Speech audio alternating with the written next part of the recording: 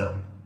Are Republican lives being threatened? The FBI is now investigating a dangerous rise in swatting incidents on prominent conservative figures. But what exactly is swatting? Well, it's when someone makes a fake 911 call. They call 911, make a fake claim that something is taking place at a residence. Then law enforcement, armed law enforcement, is sent to that individual's address. It results in what amounts to a form of criminal harassment, putting those people's lives, and those officers for that matter, in jeopardy based upon a false call. My next guest is a conservative talk show host here in Texas, and he was swatted in the middle of the night after someone reported a false shooting and hostage situation at his home. It's Joe Pagliarulo. He's the host of the Joe Pag Show, and he joins me now. Joe, great to see you. Thanks for being with us to share this story. We could see I believe the Ring camera footage from your front door there as officers show up. Tell us what happened that night. Yeah, it's after 2 o'clock in the morning. Will, thanks for having me on, by the way. After 2 o'clock in the morning, I'm in my office, I'm doing some work. I guess what the bad guy doesn't know is I stay up till 5:30 a.m. Usually get up around 11:30 after that. So it's 2 o'clock in the morning, 2:25, 2:30, whatever it was, and my camera goes off. You have the app on the phone. My phone says there's somebody out there. I'm thinking it's a bug. Here in Texas, you know, we've got plenty of bugs. I'm thinking maybe my wife had to take the dogs out, which would be abnormal, but I took a look at it, and there's that guy, you know, holding clearly an AR-15. I've got an AR-15. That's what it looks like. He's a guy looking through my front door window, and he looks a little bit edgy. I'm like, there's a guy out front. What do I do? And I calculated about 2 million things in about 5 seconds and called 911. Because now I've got to find out if it's the good guys. I've got to be very careful. If it's the bad guys, I got to go out, with my gun and try to protect my family. They were asleep. It turns out it was them. 911 confirmed that the county sheriff is there. We got a 911 call, hostage situation. Dogs have been shot. They're hiding from the bad guy. And the person on the line, I've now heard the scanner traffic since, said they were me. But, well, here's a caveat. They said they were me, but didn't say my full name. They said Joe Pags. They didn't say Pagliarulo. As a homeowner, I would use my full name. They also described the house the wrong way. And they were so urgent in getting the police to break down my door and possibly kill me in my doorway. They told them, I heard this on the scanner traffic, that he's bleeding out upstairs. Please hurry and get inside. Now, none of that was going on. That's the thing. Not one of those things was happening. My family was peacefully sleeping. I was working in my office. Nothing was going wrong at my house. But this guy, wherever he happened to be, was trying to get police to break down the door and possibly either kill me or scare us enough to where I would shut my mouth and not do what I do on the radio every day. It was one of those, I'm sure you've had this, where your heart flops out of your chest. I've never had it that hard before, but thankfully, the police were there. They understood the situation. They got that it was a swatting, and we're all safe.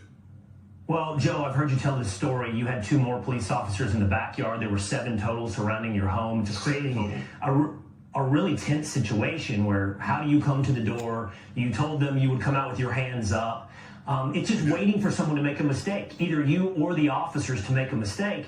And then whoever makes this call has accomplished their goal. And they could have accomplished their goal in just scaring you, Joe, right? Just to scare you from stopping to talk about whatever it is you talk about. And you're not the only person this has happened to.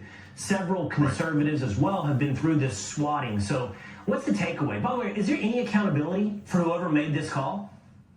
Well, I heard in the scanner traffic that it was a California phone number that was being used, but of course, through VoIP or VPNs, you can hide who you really are and spoof your number. I've got a meeting with the county sheriff detective and the FBI this week. We will get to the bottom of it the best way we can. But you're right. I think there were 3 more in the backyard. There were 4 total in the front.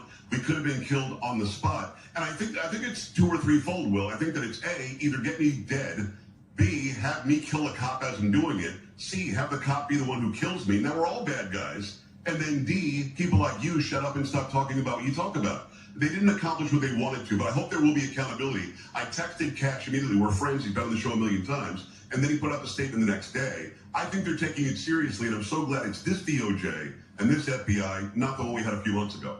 Right. Yeah, you're right. New FBI Director Cash Patel did post on this situation. We're glad you're safe, Joe. We hope you get some accountability on what happened here, and hope you keep pounding the table for what is right there in the San Antonio area and broadcasting across the nation as well. Joe Pags, thanks so much. Thank you, Will.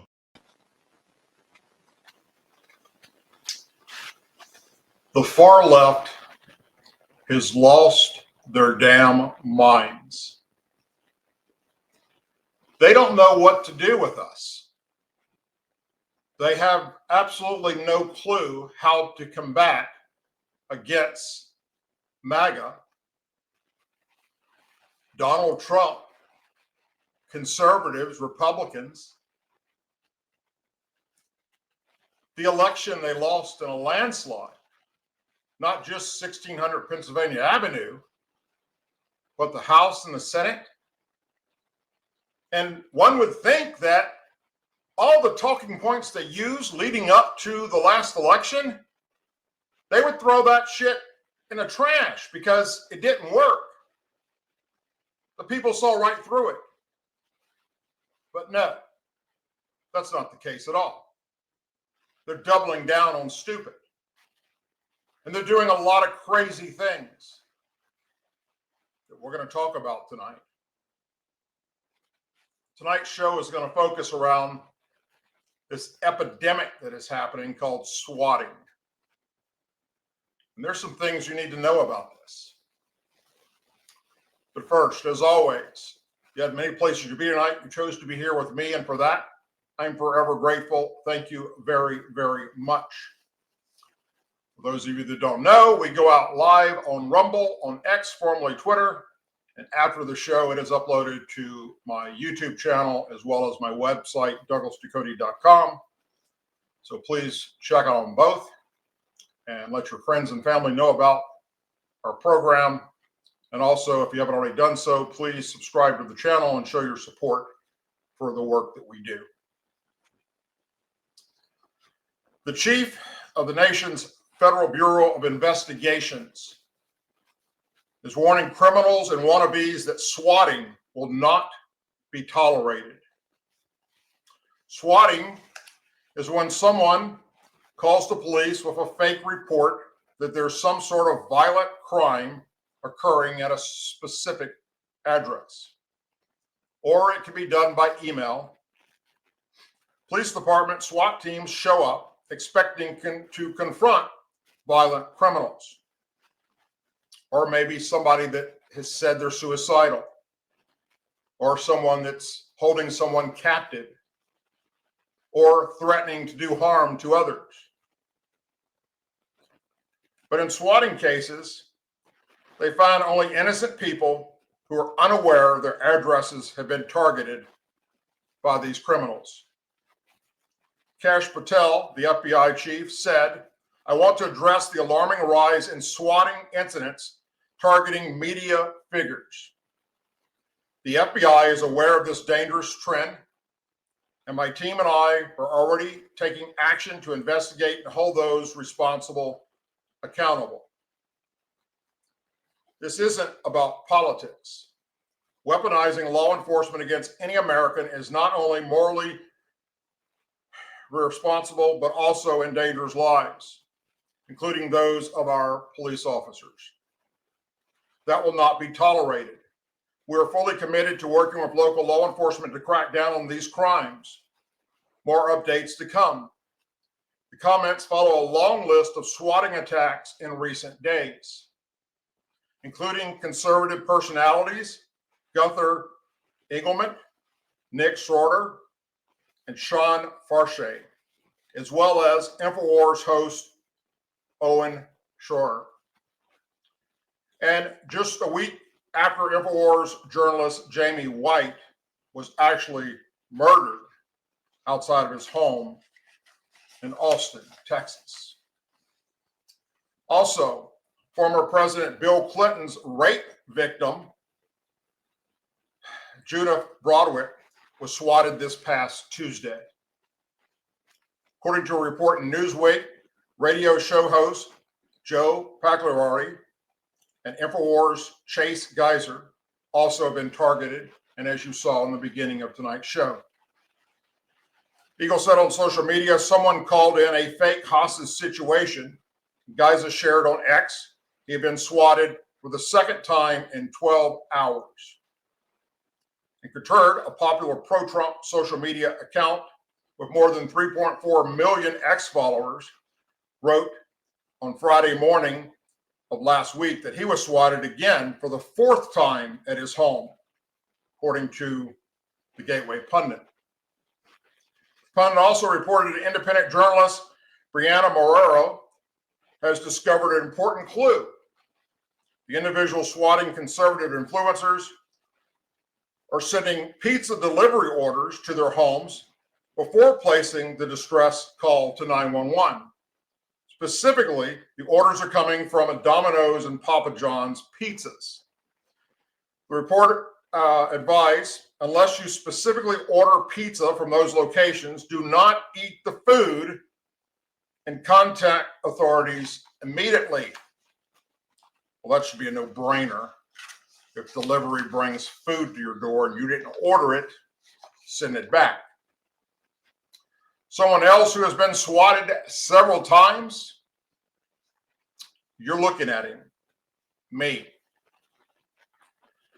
I'll share with you the worst of the swatting incidents that were against me. And I assure you, what I'm going to share with you tonight is going to blow all the other swatting incidents that are happening out of the ballpark.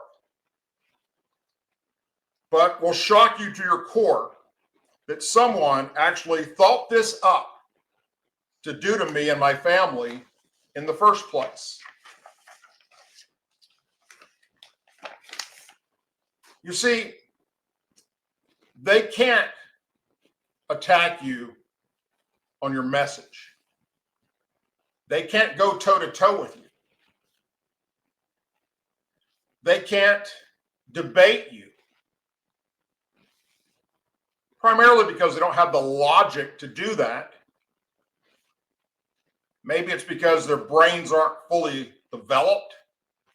Maybe because they're mentally not all there. And in some cases, that is actually what's happening. So they result to doing stupid shit like swatting. And as you see happening right now, you know, the left just a few months ago was on this electric vehicle march. They loved Tesla. They loved the Cybertruck. They loved all things green. And then because Elon Musk partnered with Donald Trump, and they hate Donald Trump so much that now they're going out and they're firebombing Tesla dealerships. They're doing damage and destruction to charging stations. They're setting not only entire dealerships on fire, but the Tesla vehicles themselves in the parking lots. And it's happening all across this country. They're literally giving the FBI a run for their money. Not to mention all the swatting stuff that's happening. So instead of debating you, instead of trying to explain where you're wrong, they just go for the jugular. They go for what they're used to, which is hate-filled, far-left, liberal ideology that is stuck on stupid. I'm going to take you back to February 4th, 2020, when it happened to me. One of the times it happened to me. And what I'm going to share with you is the worst of the worst, which is kind of forgotten about now with all the new conservatives that are being talked about right now, being swatted. But what happened to me was a case that should have went nationwide, but instead just our local news media picked it up. And I didn't really talk about it too much because it scared the living shit out of me. I mean, it literally frightened me and my family to our core, what they had done. Again, this was February 4th, 2020. Louisiana State Police of Troop A out of Baton Rouge, Louisiana, and an FBI SWAT teams showed up at my former address to arrest me. A house that I'd recently sold, scaring the hell out of the new owners, who told them I did not live there anymore. They had just purchased the home. They didn't know how to get in touch with me. But they did know how to reach my parents. And they figured maybe they would know where I'm at. They gave them my parents' address and my home location. The SWAT team then descended upon my parents' home, scaring the crap out of my parents. My parents told them I was not there. I recently moved out of the area after selling my home, the one that they had just went to, and that they did not have my new address. And they didn't have my new address. They refused to give my parents any information about what was going on and just told them that if you speak with your son, advise him to contact us ASAP. After they left, my dad immediately called me and informed me of the SWAT team showing up at my old house and then at their house, and that they were looking for me. My dad said, I don't know what you did, but they sent a SWAT team from Louisiana State Police and the FBI over here for you, son.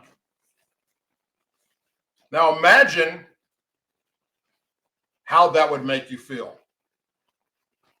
Not having a clue what you could have possibly have done. Swatting was the last thing on my mind. We were just getting through this COVID nightmare that was still going on. Of course, we were having back-to-back hurricanes, a massive flood. I mean, our lives were already a nightmare in Southwest Louisiana. And now we've got this.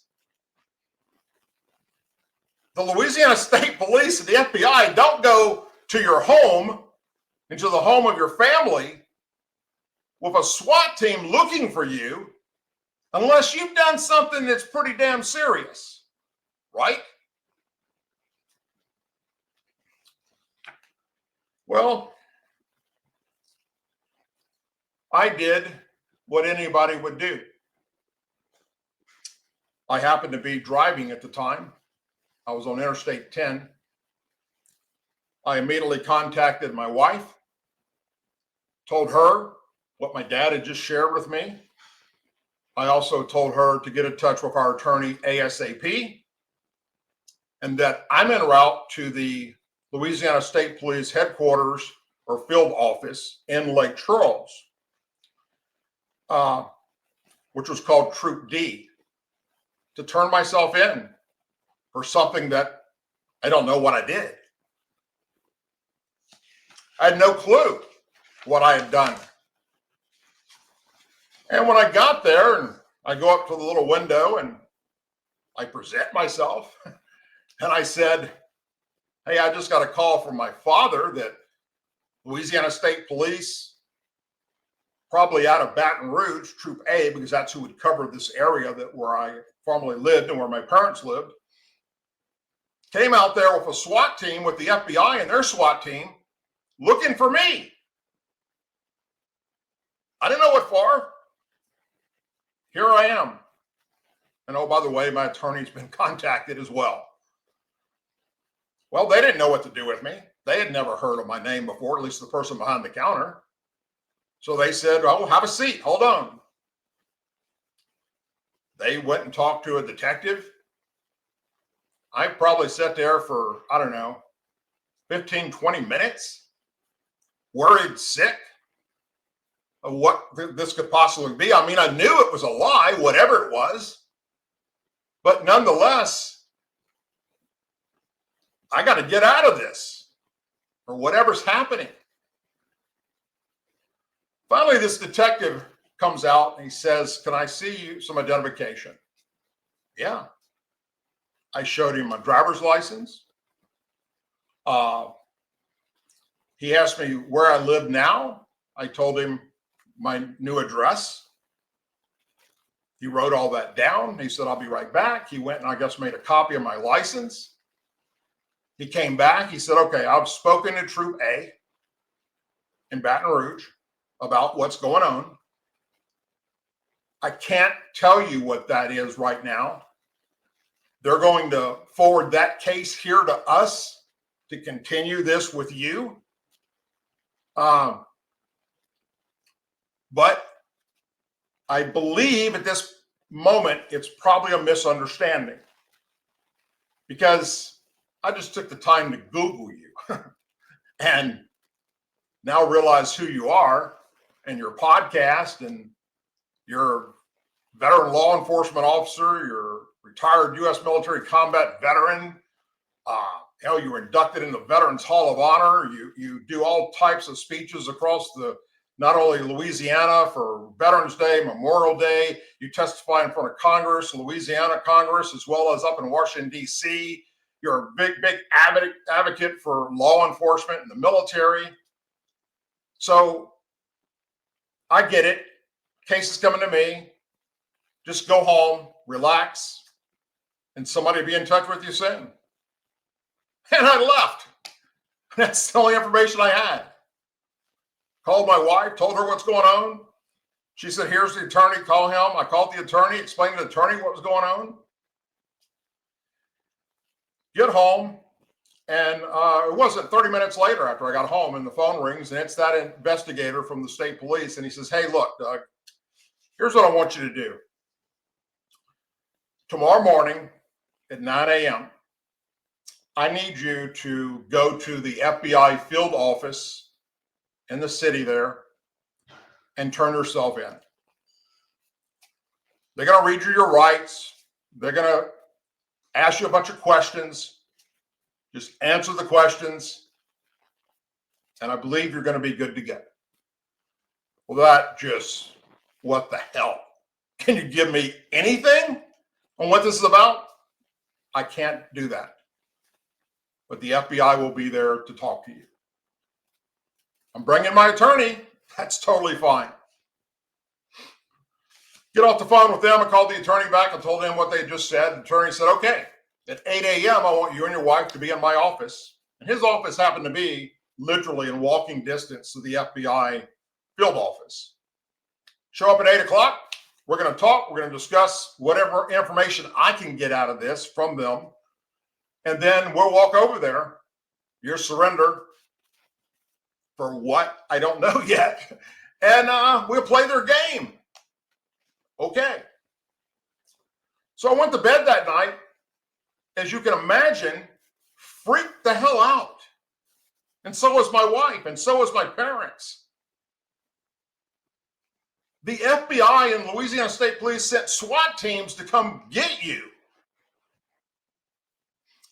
So next morning we show up, 8 a.m. at the attorney's office. And we sit down, me and my wife. And the attorney says, in order for me to represent you, I need you to be 100% honest with me. No matter how painful it is, you have to tell me the truth. You have to be honest. I got nothing to hide, dude. I'm an open book on social media, everywhere else. I answer anything you got. He said, have you ever downloaded child porn? Not no, but hell no. And I firmly believe that those that do that type of stuff shouldn't be breathing the same air that we are. Now I'm furious. He said, listen, the part of the Louisiana State Police Troop A that was involved in starting this investigation into you, that's primarily what they do, is they go after child predators and people that are dealing with online porn and things of that nature. Online child porn. I assured him, it isn't me. I did nothing of that nature. At that time, he asked my wife to leave the room. He said, all right, maybe you didn't want to say anything because your wife was here. I'm going to ask you again. And I said, you can ask me till the fucking cows come home. I have never downloaded child porn. I've never been involved in child porn. I think pedophiles need their freaking nuts cut off and to be put in a fucking ground. Not no, but hell no. Now I'm pissed. So, all right, let's do this. We walked out. We got my wife. We walked across the FBI field office, walked in, took the elevator up to I think it was like the 6th or 7th floor where they were located at. Walked in. He told them, you know, I'm here with Douglas Ducote to surrender. They said, all right, hold on. Somebody come out and get you in a second. And we sat there and we waited. A few minutes later, a door opens up. FBI brings me back there, leaves my wife out in the hallway or in the waiting room, brings me into our interrogation room, reads me my Miranda rights, and said, now, would you like to talk to us? I said, as long as my attorney's right here, I don't care. But even if he wasn't here, I don't care. Because I've got nothing to hide. So now the questions start. Did you recently send any threatening emails to airports or airlines? No. Did you send any threatening emails to members of Congress? No. Although I send emails to Congress daily. Nothing threatening. Did you send any threatening emails to elementary schools, junior high schools, or high schools? No.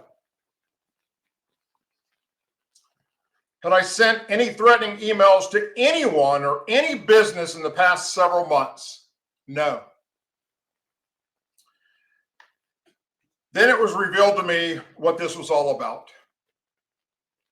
Someone had been going to websites of airports, airlines, high schools, and members of Congress, going to a website where you could use their online form to ask them a question. And they would send a response back. They would put in, instead of their name, my name, Douglas M. Ducote Sr. Instead of their email address, my email address.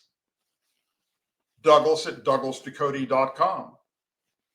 And in the message block, if it was to airlines, it was Douglas Ducote telling the airlines that I'm going to board an airplane and I'm going to blow it up, that I've got explosives and I'm taking down airplanes across the country. If it was to airports, I'm coming in there to blow up the terminal. I planted bombs in different locations throughout the airports. Members of Congress, I'm coming up there, I'm slitting their throats. I'm going to their houses. I'm raping their wives and their children. And to schools, I'm stalking and going to kidnap little kids, take pictures of them, put it on the internet, and sell it. All disgusting, horrible, sickening allegations that were not true.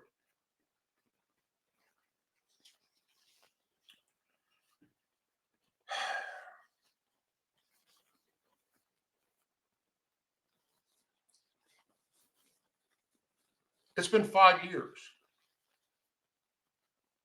It's probably been 4 years since I've shared this story with anybody. And it still affects me.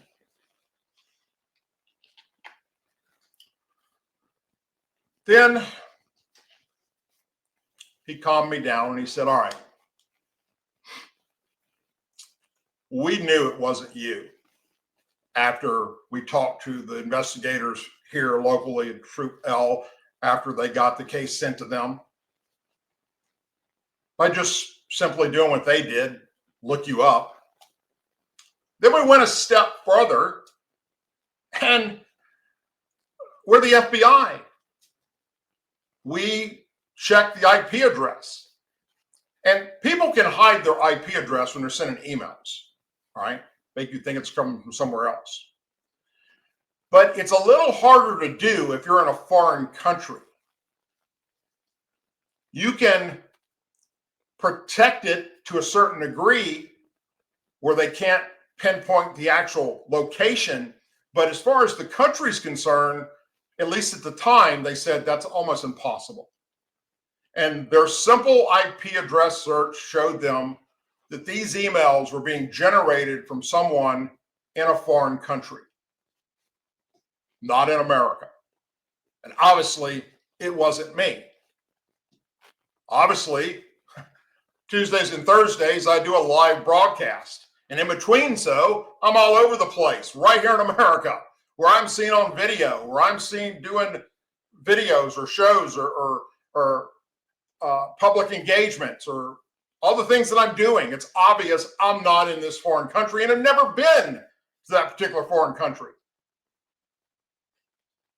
But here was the scarier part of that. Not that all this wasn't frightening enough. At the time, you may remember that there was an actual terrorist at Pensacola Naval Air Station.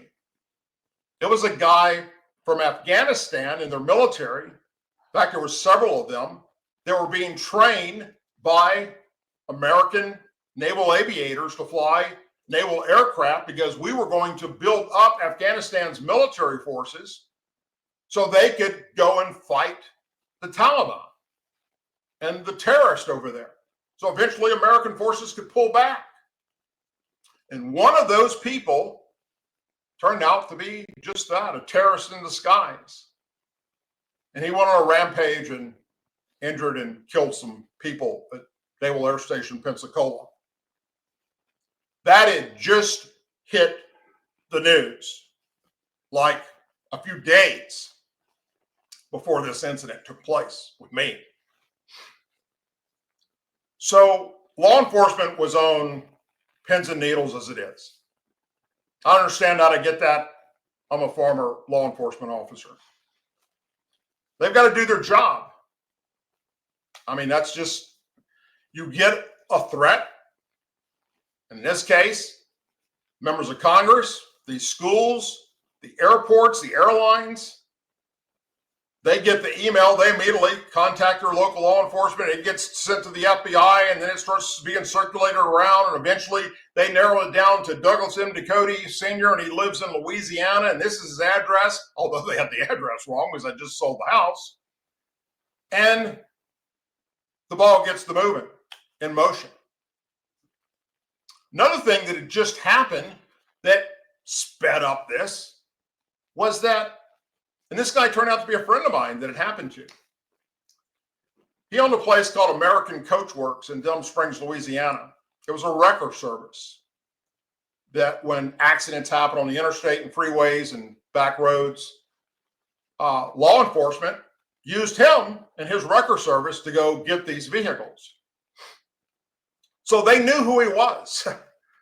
Denham Springs Police Department knew who he was. Livingston Parish Sheriff's Department knew who he was. Louisiana State Police knew who he was. And not only did he do all that, but also he was a military World War II historian, and he collected all types of World War II memorabilia. He had military jeeps and trucks and demilled military weapons like machine guns and actual explosives like bombs. And on Memorial Day or Veterans Day, he would bring these things out to schools to show the kids so they could learn something about history. He was involved in parades for Veterans Day all over Louisiana for these different events and parades and bringing his stuff. And so everybody knew who he was, which was the crazy thing about this. That when the FBI got this anonymous tip that there was a guy at this business in Denham Springs that was a domestic terrorist that had bombs in his building and was threatening to blow up shit, they work with local law enforcement and then go in there, just like they did with me. And so here's where the breakdown happens. I don't know why the FBI didn't listen to the Denham Springs Police Department or the Livingston Parish Police or Sheriff's Office or the Louisiana State Police, all the agencies that were involved in this SWAT team takedown of American Coachworks and its owner for being a domestic terrorist. I don't know if maybe they didn't tell them, hey, we know what's in that building. We've all been in that building. We've all been a part of what he does. It's all fake, demilled stuff. To this day, I don't know if they actually told that to the FBI. I can't imagine they wouldn't have told that to the FBI. But regardless, the raid still went down. The road got cordoned off. FBI and all the SWAT teams went into American Coachworks, grabbed all their people, put them out in the parking lot on their hands and knees, and went in there, found all these demilled bombs, and treated it as if they were live bombs, had robots in there and explosive bomb teams. It was batshit crazy. And then by the time the day was over with, all the local news had reported on it, except they're only reporting what they know being released from the FBI, which is there's a domestic terrorist in Denham Springs, Louisiana that owns American Coachworks. And they found all these bombs and all these explosive devices in his building. So the people there freaked the hell out. By the end of the day, it was all over with, and the FBI left and went home. Gave him back all of his shit. That had just happened too. And to this day, not a single apology has been given to him or his family. Of course, the local paper and news didn't come back out and report that it was all bullshit and it was all swatting. It wasn't true. So with those two incidents just taking place, and then they get all these emails forwarded that, oh, there's another domestic terrorist. Of course they're going to go out and look for me. But once again, at least for Troop A in Baton Rouge and for the New Orleans FBI office that started this whole ball rolling, the FBI agent tells me while we're in that room, and again, here's the scary part of it all. Either they did not take the time to Google who you were and check out this IP address, or somebody in charge didn't give a shit because they were coming to arrest you, take you, parade you into freaking jail, and let the news media talk about how this conservative podcast host, Douglas Ducote, was threatening all these schools, members of Congress, airlines, and airports. And then it was up to me to get myself out of this mess, to spend hundreds of thousands of dollars on attorneys to prove that I'm innocent. That was the most scary part of the whole damn thing, was that there was a breakdown in law enforcement communication with the FBI and Troop A of Louisiana State Police when it came to Douglas Michael Ducote Sr. Just like there was a breakdown in the communications with American Coachworks. Do I blame the FBI and Louisiana State Police for initiating this investigation? Hell no. That's their job. That's what they're supposed to do.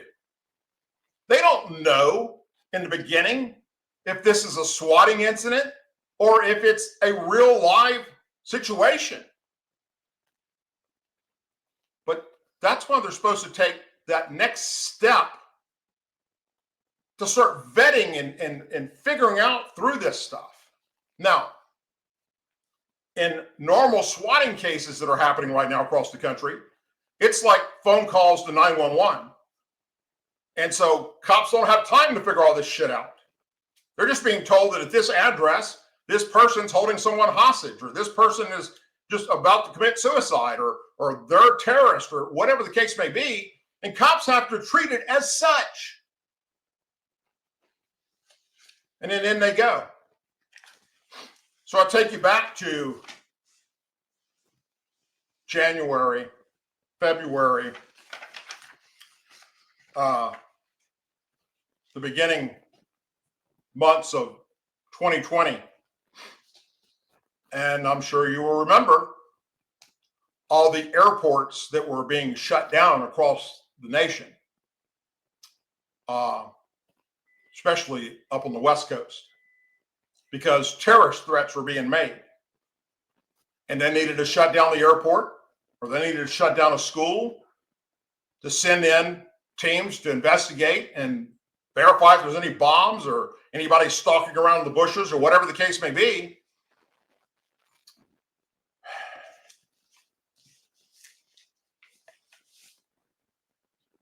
They needed to verify. They needed to make sure that what's happening is either real or fake. And there's no other way of doing it if you don't have time, such as when a 911 call is made. So the person doing this is hoping that most conservatives, Republicans, have guns. If there's a banging on our door at 4 a.m., we're probably going to answer the door with a gun in our hand. And then maybe law enforcement will shoot and kill us because they don't know. They just saw the gun. It's my right as an American citizen, my Second Amendment right to come to the door with a gun to protect myself and my family. Or let's say they just beat the door down and ran in with their guns. I don't know who the hell they are. I'm in the hallway with my gun. They just want you dead. They want to shut you up permanently. And this is the best way of doing it.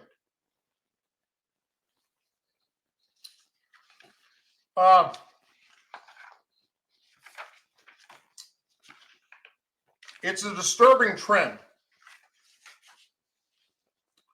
And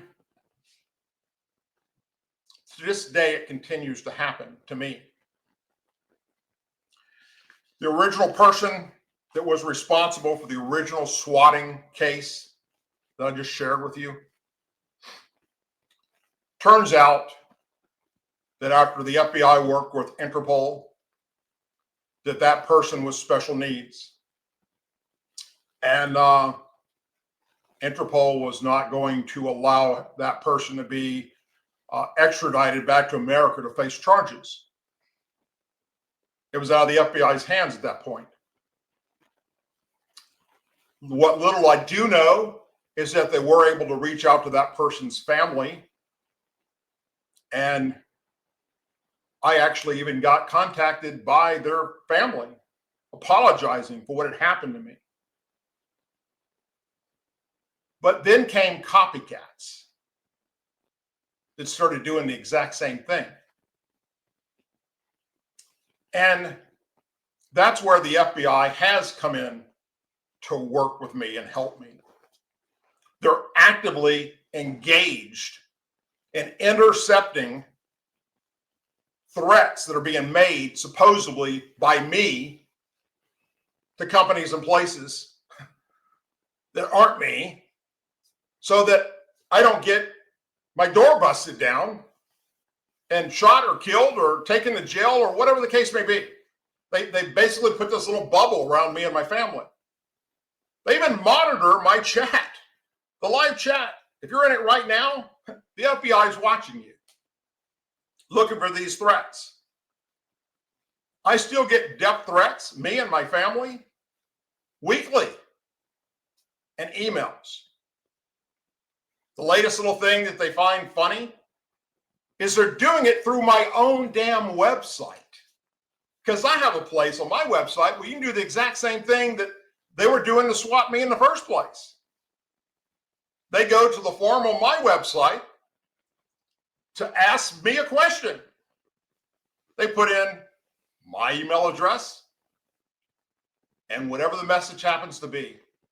You're a horrible, disgusting person. I hope you die. You should commit suicide, saying horrible things about my wife, about my children, about my special needs son, about my family. Things that are so disgusting and so shocking, I can't share it with you in an open forum like this.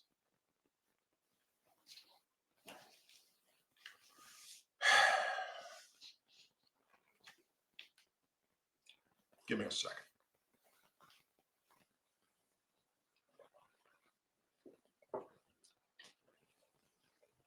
So the FBI puts together this team. There's open investigations right now, law enforcement investigations with my name attached to it, with the FBI, the Louisiana State Police, the Lake Charles City Police, where I used to live, and our local sheriff's office.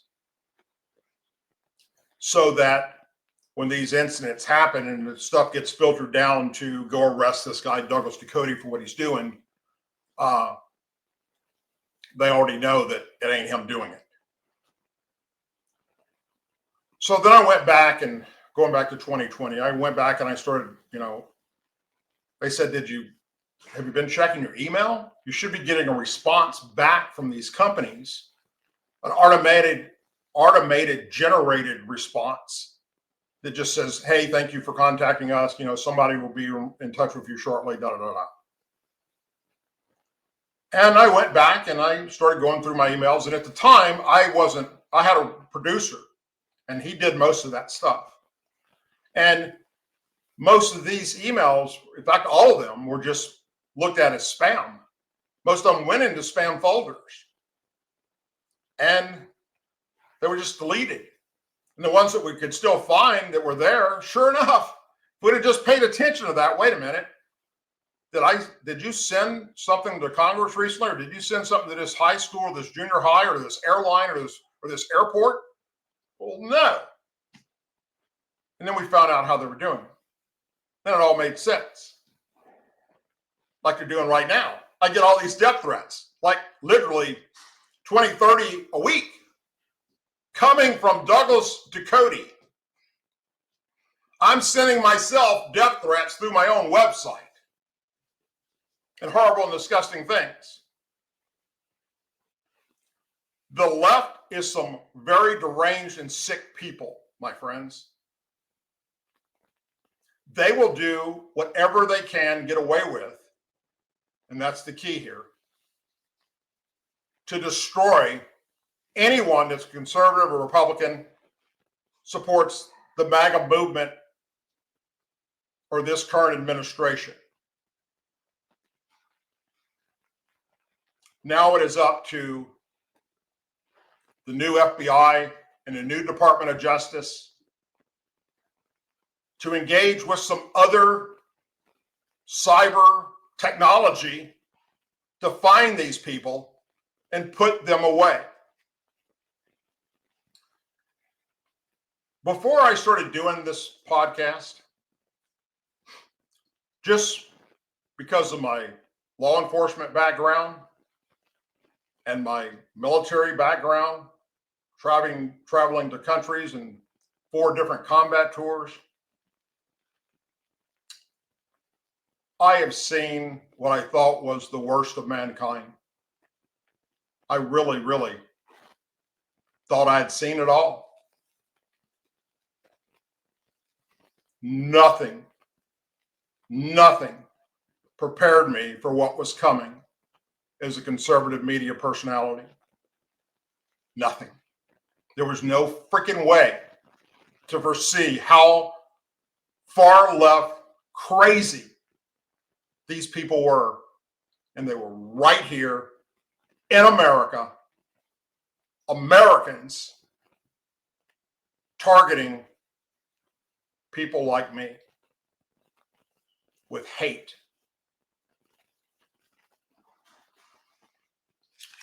And there were other things that were done. For instance, after the swatting incident, it was actually I believe it was right after Hurricane Laura had hit us.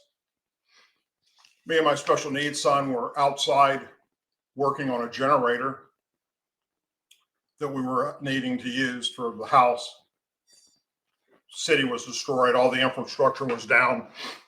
And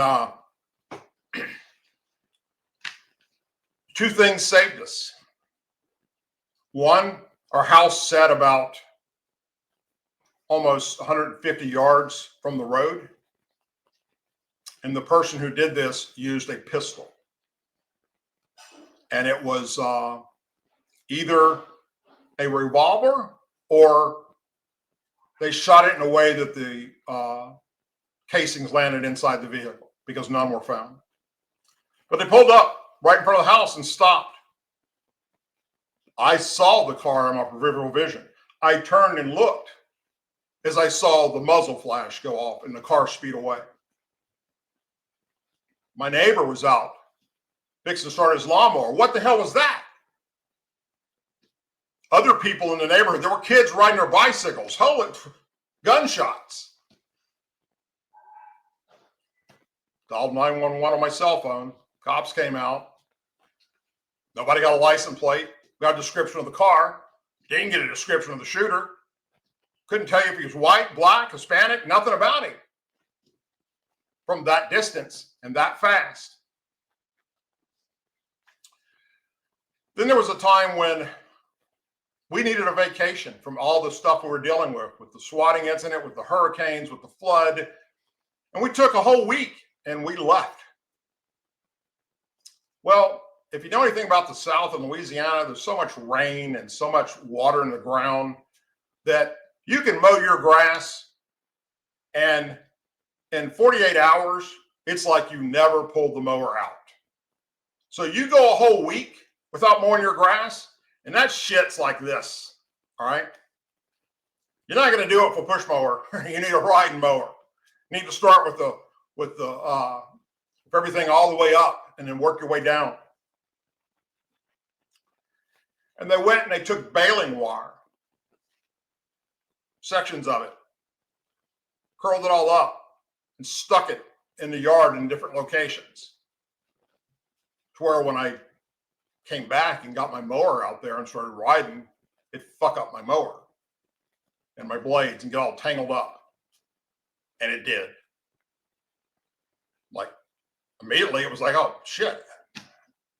Thought it was just a freak thing that a piece of baling wire ended up where it did. Got my mower onto the concrete, got underneath it, got all that wire out from underneath it, didn't do any major damage. All right, started again. Boom, hit another piece. And another piece. Went through this same process until we finally had to get out there and just start looking for the baling wire to get it out of the freaking grass so I could mow it. Then our home was broken into. Our garage was broken into. Things were stolen.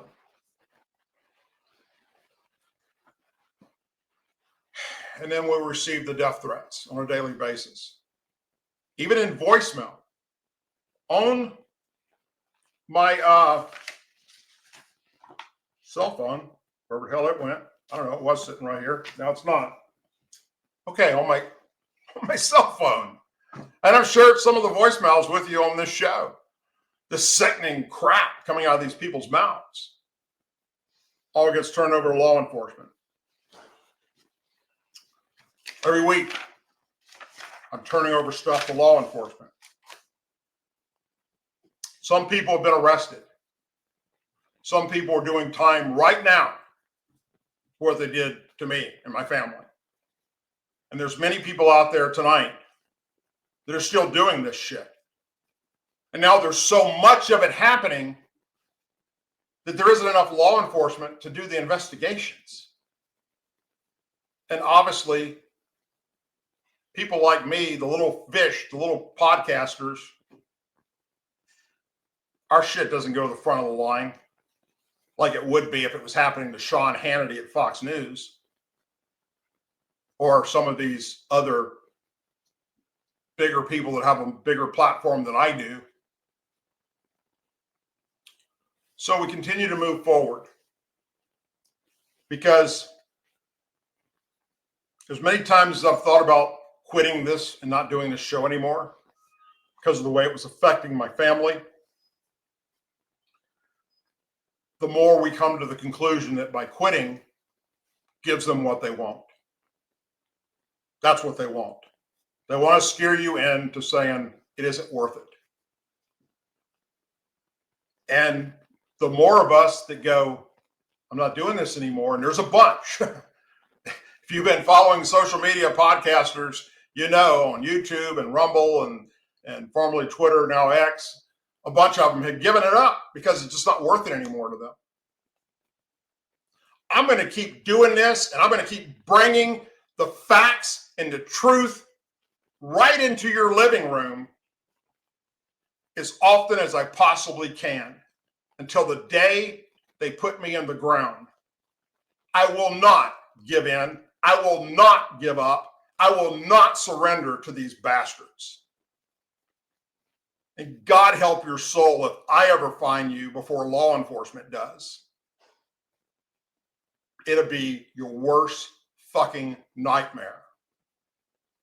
And thankfully, law enforcement has found several of them. And there's many more being investigated right now as I speak that I know about. So, anyway, that was my dogs, by the way. I don't know what they're upset about. You have any places you can be tonight? You chose to be here with me, and for that, I'm forever grateful. I thank you very, very much. Whatever you're doing this weekend, I hope that you're safe. If you do what I do, I hope that you talk to your local law enforcement. You let them know who you are and what you're doing, and that you're concerned about this, about these swatting cases, so they can at least have a little heads up. Because if you're just somebody on YouTube or Rumble in some little town in the middle of nowhere putting out your message and they don't know who you are because you don't have several million people following you, then it's going to slip by their radar. I'll be back next Tuesday with another show. Hopefully it'll be just about what's happening in the news at that point instead of this. But I felt that tonight was very important that everybody understand just how desperate the left is getting right now. And it's literally out of control. And I'm very blessed and thankful, as you should be as well, who we have right now leading our FBI and our Department of Justice and our Homeland Security, because who we've had in those positions the past 4 years is as useless as tits on a bull. Absolutely, they were fucking useless and a disgrace to law enforcement. So my hat's off to the new team and the new sheriffs in town that are going to actually actively do everything in their power to find these sick and twisted people and put them the fuck away, which is what they deserve.